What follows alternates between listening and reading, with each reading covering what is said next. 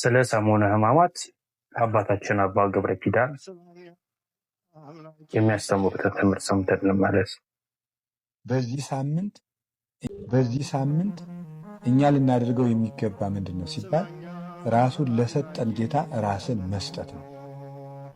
ከእግር ጥፍር እስከ ራስ ጠጉር ያሉ ሕዋሳትን ሁሉ ለእግዚአብሔር የምናስረክብበት ሳምንት ነው።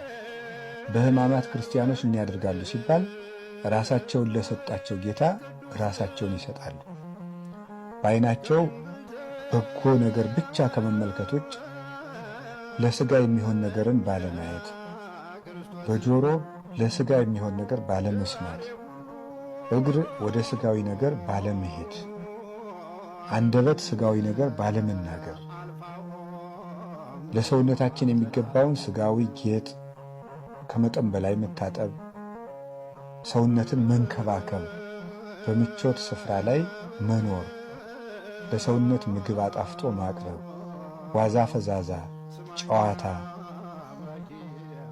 እንዲህ ያሉ ነገሮችን ሁሉ ትተን ራሱን ለሕማም ለሞት ለእኛ ብሎ አሳልፎ ለሰጠ ጌታ ራሳችን መስጠትን የምናደርግበት የምናሳይበት የስጦታ ሳምንት ነው።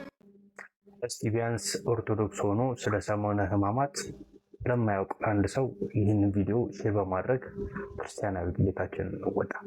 በዚህ ሳምንት እኛ ልናደርገው የሚገባ ምንድን ነው ሲባል ራሱን ለሰጠን ጌታ ራስን መስጠት ነው። ከእግር ጥፍር እስከ ራስ ጠጉር ያሉ ሕዋሳትን ሁሉ ለእግዚአብሔር የምናስረክብበት ሳምንት ነው።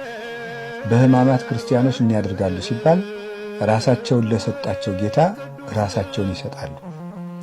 በዓይናቸው በጎ ነገር ብቻ ከመመልከት ውጭ ለሥጋ የሚሆን ነገርን ባለማየት፣ በጆሮ ለሥጋ የሚሆን ነገር ባለመስማት፣ እግር ወደ ሥጋዊ ነገር ባለመሄድ፣ አንደበት ሥጋዊ ነገር ባለመናገር፣ ለሰውነታችን የሚገባውን ሥጋዊ ጌጥ ከመጠን በላይ መታጠብ፣ ሰውነትን መንከባከብ፣ በምቾት ስፍራ ላይ መኖር፣ ለሰውነት ምግብ አጣፍጦ ማቅረብ፣ ዋዛ ፈዛዛ፣ ጨዋታ፣